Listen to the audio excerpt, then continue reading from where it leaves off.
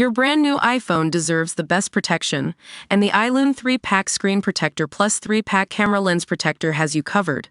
Don't take risks with your iPhone. Click the link in the video description to shop now on Amazon.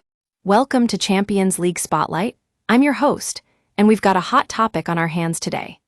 Manchester United and Tottenham Hotspur are set to face off in the Champions League semifinals, but their Premier League performances have raised eyebrows.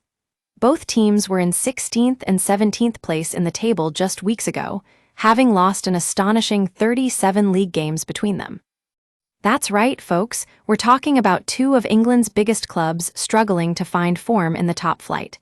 United fell to West Ham, while Spurs were beaten by Crystal Palace. The question on everyone's lips is, should these teams be competing in the Champions League?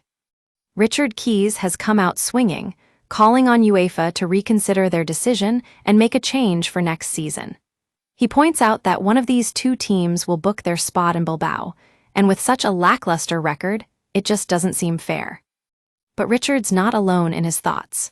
Former Arsenal manager Arsene Wenger recently chimed in, suggesting the current rules need to be reviewed.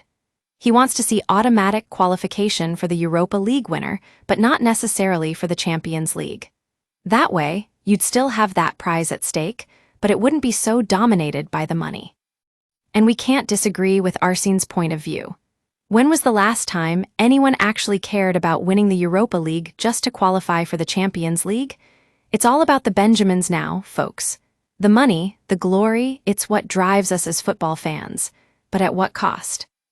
Gary Neville agrees with Wenger that the current system is flawed. He wants to see a change, but it needs to be done carefully.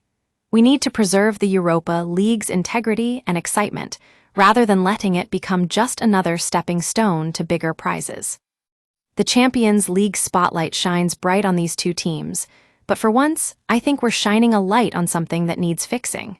The rules of the game and the priorities of UEFA are up for debate, and that's exactly what makes football so compelling: the drama, the controversy, the constant evolution. So, what do you think? Should Manchester United and Tottenham Hotspur be allowed to compete in the Champions League next season? Join the conversation on our social media channels and let us know.